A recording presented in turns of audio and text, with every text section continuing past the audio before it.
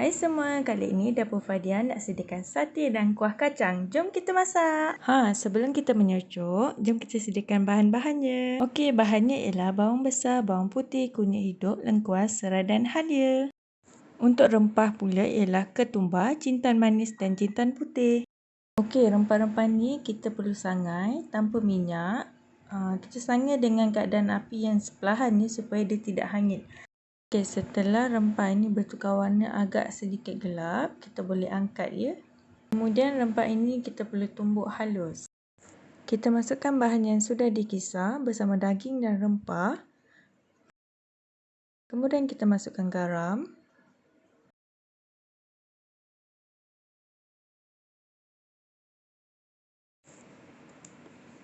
Kita masukkan gula pasir. Okey, gula pasir ni kita boleh masukkan banyak sedikit sebab makin banyak gula tu, dia makin serat dalam daging dan buatkan daging kita lembut lah. Kemudian kita gaulkan ke semua bahan dengan daging. Kita gaul sampai sebati dan kita masukkan ke dalam peti ais selama 1 malam.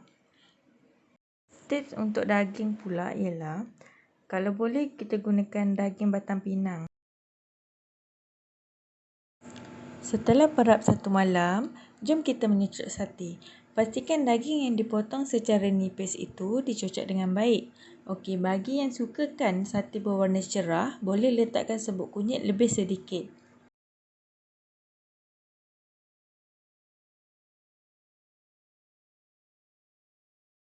Okey, dah siap menyocok. Jom kita bakar sate. Boleh guna arang atau macam sis ni, guna kuali lepeh je. Pagi-pagi raya dah boleh makan sate. Macam sis sediakan ni. Memang tiap tahun sis akan buat sate.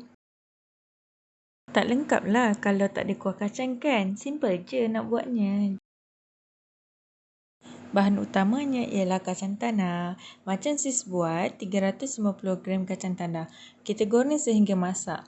Semasa goreng, api jangan terlalu besar supaya tak hangit. Kalau hangit, alamatnya pahitlah kuah kacang kita. Okay, untuk bahan tumisan pula kita perlukan bawang besar, bawang putih, lengkuas, halia, udang kering dan cili kering. Kita perlu kisar ke semua bahan kecuali cili kering. Panaskan minyak dan masukkan bahan yang sudah dikisar. Tumis sehingga naik bau.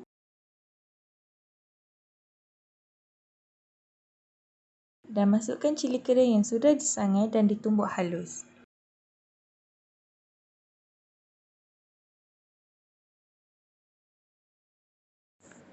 Tumis sehingga pecah minyak dan masukkan sedikit air.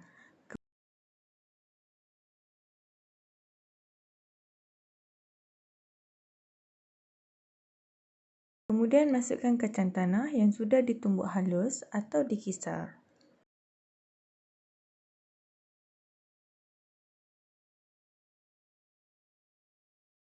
Setelah kuah mula mendidih, masukkan ketulan gula Melaka dan kacau rata.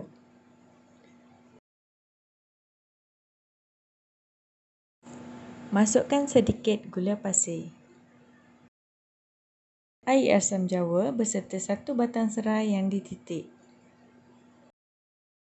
Air sekali masukkan daun limau purut. Pastikan buang batangnya supaya kuah tidak panas. Dah siap kuah kacang kita. Jom kita sajikan bersama sate dan ketupat. Sedapnya makan di pagi raya. Jangan lupa subscribe dan like channel sis untuk lebih banyak resepi.